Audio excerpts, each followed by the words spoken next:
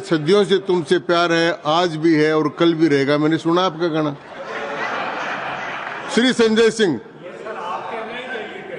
दोनों ही कह रहे हैं एक दूसरे को। धन्यवाद मान्यवर, आपने एक अत्यंत महत्वपूर्ण बिल पे मुझे अपनी बात कहने का मौका दिया। मैं जैसे उदय प्रताप जी की चंद पंक्तियों से अपनी बात शुरू करूंगा। न मेरा है न तेरा है, ये हिंदुस्तान सबका है। नहीं समझी गई ये बात तो नुकसान सबका है। न तेरा है न मेरा है, ये हिंदुस्तान सबका है। नहीं समझी गई ये बात तो नुकसान सबका है। जो आकर मिल गई इसमें वो दिखलाई नहीं देती, जो नदियां मिल गई इसमें वो दिखलाई नहीं देती। महासागर बनाने में मगर एहसान सबका है। महासागर बनाने में मगर एहसान सबका है। मान्यवर, हम लोग बचपन से एक शब्द सुनते आए, सरकार माई बाप। सरकार माई बाप यानी कि जो सरकार होती है वो लोगों की माई बाप होती है, मां की तरह ख्याल रखती है, पिता की तरह ख्याल रखती है।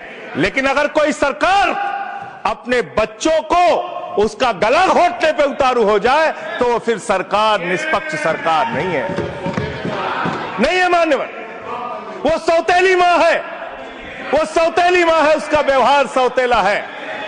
और आज आप जो काम कर रहे हैं इस बिल के माध्यम से, आप बाबा साहब डॉक्टर भीमराव अंबेडकर जी के द्वारा लिखे गए संविधान की हत्या कर रहे हैं।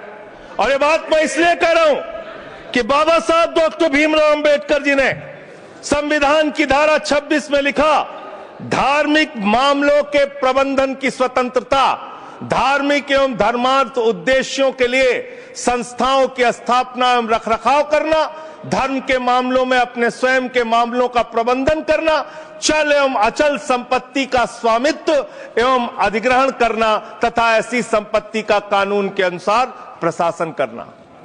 यह अधिकार आपने नहीं दिया, यह अधिकार किसी भारतीय जनता पार्टी के लोगों ने नहीं दिया।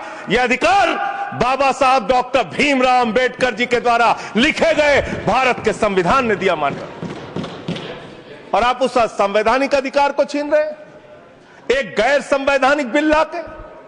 क्या क्या लिखा इस कानून के अंदर आपने, किस तरीके से आपने इस संविधान की हत्या करने का काम किया। आप बड़ी बड़ी बातें कर रहे हैं। यह सरकार कह रही है कि ये कानून हम मुसलमानों के भले के लिए आ रहे हैं। जब मैं आपसे सुनता हूं तो मुझे लगता है कपिल शर्मा कॉमेडी सर्कस में बोल रहा है। आप मुसलमानों का भला कर रहे हैं, आप मुसलमानों का भला कर रहे हैं। दोनों सदन में एक भी सदस्य, दोनों सदन में सिर्फ एक सदस्य गुलाम अली को छोड़ के एक भी सदस्य आपका मुसलमान नहीं है। आप मुसलमानों का भला कर रहे हैं, आप मुसलमानों का भला कर रहे हैं।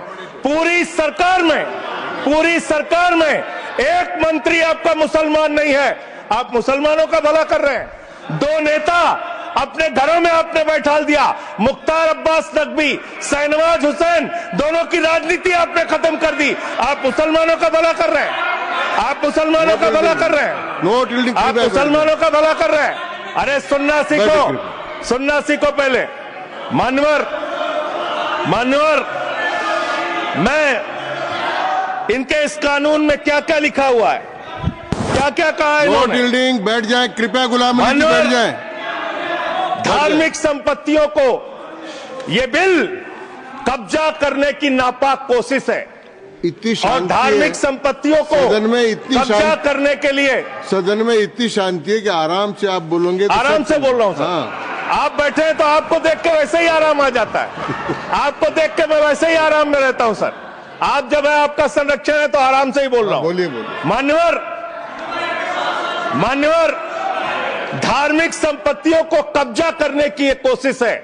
इसलिए इस बिल पर न हिंदू को खुश होना चाहिए, न सिख को खुश होना चाहिए, न ईसाई को खुश होना चाहिए, न जैन को खुश होना चाहिए, न बौद्ध को खुश होना चाहिए, क्योंकि नंबर सबका आएगा। और आज वक्फ की संपत्तियां कब्जा करके आप अपने दोस्तों को देंगे, कल गुरुद्वारे की संपत्तियां कब्जा करके आप अपने दोस्तों को देंगे, फिर चर्चों की संपत्तियां कब्जा करके आप अपने दोस्तों को देंगे, फिर बौद्धों की संपत्तियां कब्जा करके आप अपने दोस्तों को देंगे, फिर जैनों की संपत्तियां कब्जा करके आप अपने दोस्तों को देंगे, फिर मंदिरों की जमीनें कब्जा करके आप अपने दोस्तों को देंगे। आप तो वो लोग हैं जिन्होंने प्रभु श्री राम के मंदिर में भी घोटाला किया। मान्यवर, प्रभु श्री राम के मंदिर के जमीन में घोटाला किया। मैं कागज दूंगा सर, मैं कागज दूंगा। बंद कर दिया मैंने। ये लोग राम मंदिर में घोटाला करने वाले लोग हैं, राम मंदिर की जमीन का चंदा खाने वाले लोग हैं सर। ये लोग 2 करोड़ की जमीन 5 मिनट में 18 करोड़ में बेची सर इन लोगों ने। 16.5 करोड़ का घोटाला किया, 18.5 करोड़ में जमीन बेची। ये राम मंदिर में घोटाला करने वाले लोग हैं सर। मान्यवर, अरे प्रभु श्री राम के नाम का पैसा खाते हो तुम लोग। अरे बैठ जाओ, राम मंदिर का पैसा खाते हो। अरे राम मंदिर में घोटाला करते हो, बैठो। अरे राम मंदिर का चंदा खाते हो। अरे चंदा चोरो बैठो, चंदा चोरो बैठो, चंदा चोरो बैठो, बैठो चंदा चोरो, चंदा चोरो बैठ जाओ। चंदा चोरो तुम लोग चंदा चोरो, चंदा चोरो तुम लोग, चंदा चोरो, चंदा चोरो, चंदा चोरो बैठो। 1 मिनट को प्लीज। चंदा चोरो बैठो। सभापति महोदय, Shri Gajendra Singh ji. Sir, I am not dealing sir, I am not dealing. सदस्य ने चंदा चोरी किया इन्होंने, राम का पैसा खाया, करने वाले श्री राम का पैसा खाया सर इन्होंने। राम मंदिर का विषय, राम मंदिर में चंदा चोरी किया इन्होंने। चंदा चोर है सर ये लोग। इन्होंने प्रभु श्री राम का चंदा खाया। कृपया बैठ जाए। चंदा चोरी किया सर। कृपया बैठ जाए।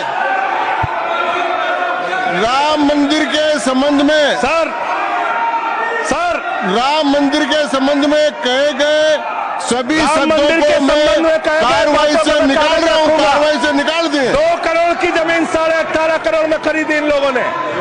2 करोड़ की जमीन अयोध्या में 18.5 करोड़ में खरीदी। मान्यवर, कृपया मान्यवर, मेरा टाइम बचाया जा सर। मान्यवर, टाइम पॉज कीजिए सर, टाइम पॉज कीजिए, बैठाइए इनको। Point of order, point of order allow sir. I am not dealing sir. Point of order, Bhupendra Yadav please sit down.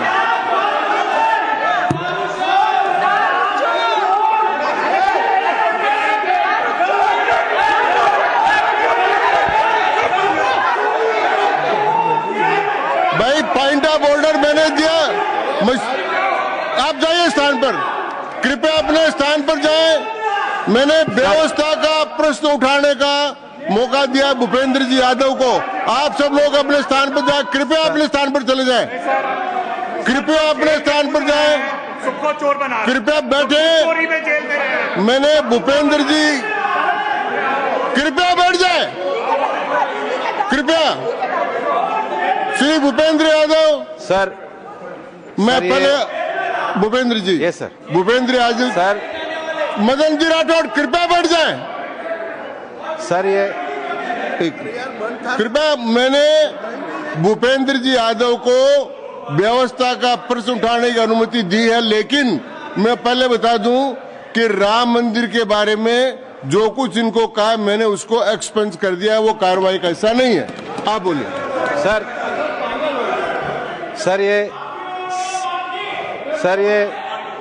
Sir ये सदन का उच्च सदन है। रूल में बता देता हूं, रूल 238 और 240। आप 238 और 240, 238 and 240, you read it sir. There are sir 2 rules है, 238, 240। मेरे को बुक की जरूरत नहीं है। हाउ टू स्पीक ये 238 है सर। 240 बड़ा इंपॉर्टेंट है जी सर। कोई भी सदस्य अगर इररिलेवेंट बोलता है, अगर तो ये चेयर की पावर है कि उस सदस्य को रोक सकते हैं। जो विषय डिबेट से जुड़ा हुआ नहीं है, जो विषय सदन से जुड़ा हुआ नहीं है, इररिलेवेंट विषय को आपको रोकने का अधिकार है। जो सदस्य संजय सिंह जी बोल रहे थे वो इरिलीवेंट है। तीसरा एक और विषय सर, 238 में बोलने के बाद जो असंसदीय शब्द है, किसी भी पार्टी के बारे में, किसी के बारे में जो असंसदीय शब्द है वो बोले गए हैं तो उसकी भर्त्सना भी हाउस पूरी तरीके से करता है, माननीय उसको हटाता है। माननीय Tiruchi Shiva, Sir, I also stand on the. please, I am allowing Mr. Tiruchi Shiva. I also stand on the same rules, sir. 238 and 240. You didn't quote 238. You remember 240, but 238 you are well versed, I know, but you are not quoted. Nothing refer, only the rule number. Yes, yes. Refer to any matter of fact on which a judicial decision is pending. No. Make a personal charge against a member. No. Please. What is? Please. Kindly listen. Hello, please. I'm on a point of order. I'm on a point of order. I'm on a point of order. Point of order आपने allow किया है। What is that? Point of order आपने allow किया है। Rule 240. बैठ जाए, Sir, सुन ले एक बार। sir. मैं निर्णय मुझे करना, आप तो सुन तो लें। आप बैठे। Sir, what's only 240. 240 which is मैंने quoted, दोनों sir. 238, Sir, sir. 240 दोनों देख लिए। Please, sir. हाँ। Rule 240 says, the chairman, after having called the attention of the council to the conduct of a member who persists in irrelevance or in tedious repetition, you didn't call, sir. Whether it is irrelevance or repetition has to be decided by the chair. So, the chairman. आप सुनो ना भाई, please. Hello, please. I am speaking to the chair. Please तो I am speaking to the chair. इधर देखिए ना। Sir, it is we leave it to your discretion and Yes. decision, sir. Yes. And not it is repetition or irrelevance can be decided by any other member, sir. Only you, sir. Okay, thank you. मैंने श्री भूपेंद्र जी यादव ने 240 में ये और है कि अगर कोई दूसरा सदस्य भी किसी सदस्य के इरिलेवेंट डिबेट को सपोर्ट करता है तो उसको भी डिबार करना चाहिए, आपको शिवा को भी करना चाहिए। अब एक सेकंड,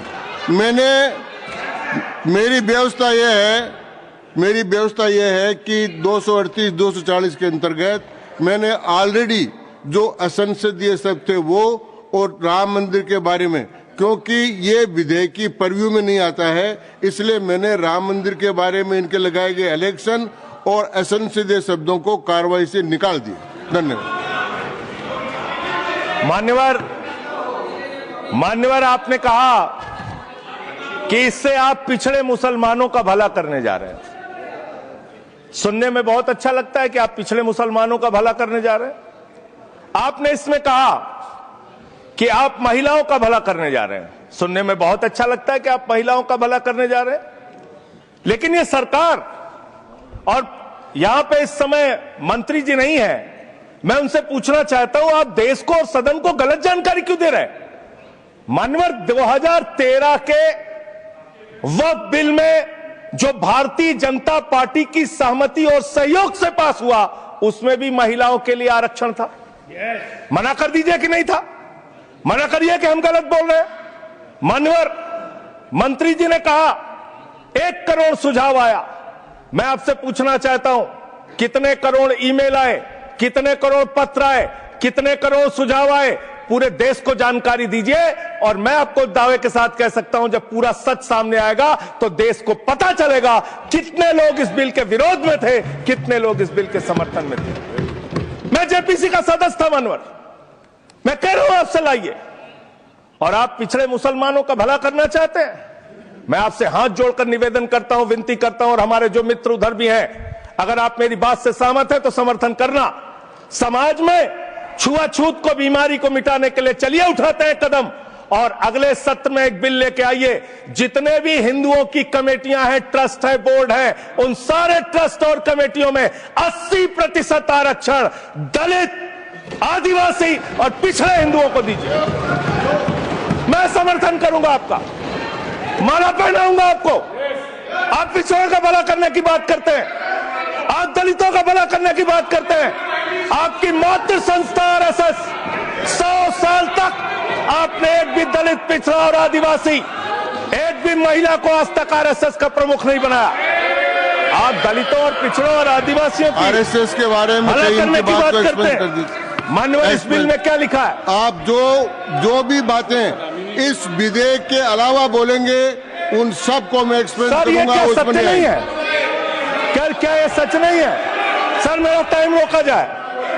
और सर बिल के बारे में बात करते हैं। माननीय मंत्री जी ने कहा आज आप इस बिल को पास कर रहे हैं, आज आपका सीना चौड़ा हो रहा है, आपको लग रहा है एक धर्म के अधिकार को आप छीन रहे हैं। नहीं, कल को आप सभी धर्मों की धार्मिक संपत्तियां छीन के आप अपने दोस्तों का देने का काम करेंगे। मैं फिर इसको दोहरा रहा हूं और फिर इसको कह रहा हूं कि आप ये करेंगे, धार्मिक संपत्तियों के कब्जा करने का काम करेंगे। और किसी गलतफहमी में मत रहिए।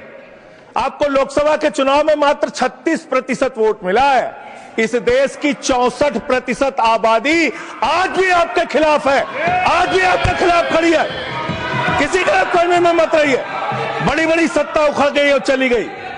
मान्यवर, आपने इसमें लिखा बिल के अंदर कि वक्फ कमेटी के अंदर गैर मुसलमान इसका सदस्य बन सकता है। आप क्या गुरुद्वारा कमेटी के अंदर गैर सिख को मेंबर बना सकते हैं? क्या ईसाई कमेटी के अंदर गैर ईसाई को सदस्य बना सकते हैं? क्या बौद्धों की कमेटी के अंदर गैर बौद्ध को, क्या जैनों की कमेटी के अंदर गैर जैन को आप मेंबर बना सकते हैं? और इतना ही नहीं, क्या आप हिंदुओं के ट्रस्ट में, मंदिर के ट्रस्ट में आप क्या गैर हिंदू को मेंबर बना सकते हैं? नहीं बना सकते, नहीं बना सकते। आप एक झूठ फैला रहे हैं देश भर में, देश भर में झूठ फैला रहे हैं। आप कह रहे हैं ये मैं पढ़ रहा हूं राम मंदिर का, सर, राम मंदिर ट्रस्ट। झूठ शब्द असंसिद्धि है, जो असंसिद्धि शब्द उनको निकाल दीजिए। सत्य से परे, सत्य से परे। सर ये प्रभु श्री राम के मंदिर का ट्रस्ट, मैं इसका समर्थन करता हूं। नहीं, आप सर मैं इसका समर्थन कर रहा हूं। ये सब्जेक्ट नहीं है सर, समर्थन कर रहा हूं। सुन तो लीजिए, आप कहे से नहीं सुनूंगा। डिस्ट्रिक्ट मजिस्ट्रेट प्रोसीडिंग में नहीं आएगा। सर मेरी बात तो बिल्कुल नहीं आएगा। सर मेरी बात सुन लीजिए। घनश्याम जी प्लीज। चेयरमैन साहब, district magistrate of Ayodhya will be ex officio trustee who will be a practicing Hindu. If the DM is not Hindu, then additional district magistrate will be an ex officio member of the trust. हम इसका समर्थन करते हैं sir. Hindu धर्म के trust में हिंदू को member होना चाहिए, आपने लिखा, हम इसका समर्थन करते हैं। लेकिन आप दूसरे धर्मों के ऊपर कह रहे हैं। कल को आप गुरुद्वारा कमेटियों में कहेंगे सिख नहीं, दूसरे धर्म के लोग इसमें आएंगे। कल को आप जैन कमेटियों में घुसड़ेंगे, बौद्धों की कमेटियों में घुसड़ेंगे। ये बात गलत है, ये पूरी तरीके से गलत है।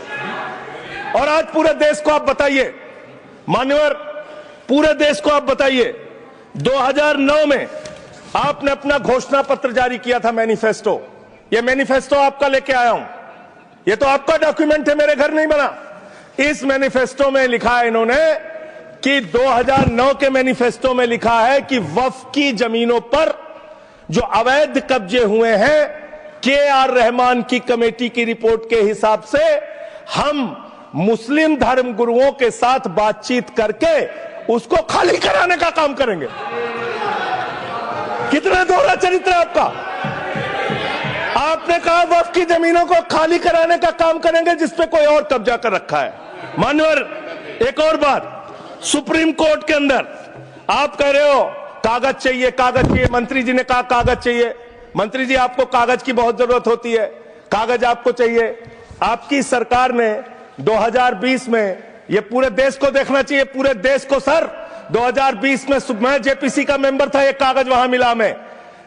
2020 में सुप्रीम कोर्ट में, सर आप, मेरी बात नहीं आ रही सर, सर मेरी बात नहीं आ रही। 2020 में मान्यवर, इस भारत की सरकार ने, मोदी जी की सरकार ने शपथ पत्र दिया सुप्रीम कोर्ट में। से क्या लिखा हुआ है? 99% वक्फ की संपत्तियां डिजिटाइज हो चुकी हैं। मुख्तार अब्बास नकवी साहब आपके मंत्री थे, उनका बयान है 100% वक्फ की संपत्तियां डिजिटाइज हो चुकी हैं। तो जब आप सारी संपत्तियां डिजिटाइज कर चुके हैं, सब कुछ ऑनलाइन कर चुके हैं वामसी पोर्टल में, सारे कागजात जांच चुके हैं, तो क्या आप फसाद कराने के लिए फिर से कागज मांग रहे हैं? फसाद कराने के लिए आप फसाद कराने के लिए कागज मांग रहे हैं? आप फसाद कराने वाले हिंदू हैं, हम सौहार्द फैलाने वाले हिंदू हैं। यह बुनियादी फर्क है, यह बुनियादी फर्क है आप में। आप देश भर में फसाद, नफरत, लड़ाई, झगड़ा कराने का काम करते हैं। मान्यवर, मैं अंत में आप लोगों से सिर्फ एक ही बात कहना चाहता हूं कि आज सच्चर कमेटी की रिपोर्ट की बात कही गई और कहा गया 12,000 करोड़ की आमदनी हो सकती थी। एक सुझाव मैं पूरे सदन की तरफ से इस सरकार को देना चाहता हूं। 12,000 करोड़ की आमदनी की चिंता है वक्फ की, करोड़ों मुसलमानों की चिंता है आपको। एक अपने दोस्त को पकड़ के लाइए, नीरव मोदी को 20,000 करोड़ वसूलिए, 12,000 करोड़ वक्फ को दीजिए, 8,000 करोड़ अपने पास रखिए। 8,000 करोड़ का आपको मुनाफा होगा, 12,000 करोड़ वक्फ को दे दीजिए, करोड़ों मुसलमानों का भला हो जाएगा। मान्यवर, अंतिम बात कह के आपने कहा सच्चर कमेटी की रिपोर्ट से 12,000 करोड़ की आमदनी की बात कही गई है। अर्ध सत्य मत बोलिए, पूरा सत्य बोला कीजिए। सुविधाजनक सत्य मत बोलिए, पूरा सच बोला कीजिए। मंत्री जी, इसमें लिखा हुआ है सच्चर कमेटी की रिपोर्ट में कि भारत की सरकार ने, राज्यों की सरकार ने अलग अलग राज्यों में, अलग अलग जगहों पे 365 वक्फ की संपत्तियां कब्जा कर रखी हैं। आप उसके बारे में नहीं बताते, आप अर्ध सत्य बोलते हैं। मैं तो जेपीसी का मेंबर रहा हूं, मुझे सब पता है। तो इसलिए मान्यवर, आप फैला रहे हैं झूठ। ट्रिब्यूनल के फैसले, बस खत्म सर, खत्म। असत्य, सत्य से परे मान्यवर, सत्य से परे मान्यवर। ट्रिब्यूनल के लिए आप कह रहे हैं उसको अपील नहीं की जा सकती। हाई कोर्ट का फैसला ट्रिब्यूनल के फैसले के खिलाफ आया है, सुप्रीम कोर्ट का फैसला ट्रिब्यूनल के फैसले के खिलाफ आया है। आपने कहा 5 साल का प्रैक्टिसिंग मुस्लिम होना चाहिए। कैसे प्रैक्टिसिंग मुस्लिम तय करेंगे सर? आप क्या मुसलमानों के घर में सीसीटीवी का कैमरा लगाएंगे?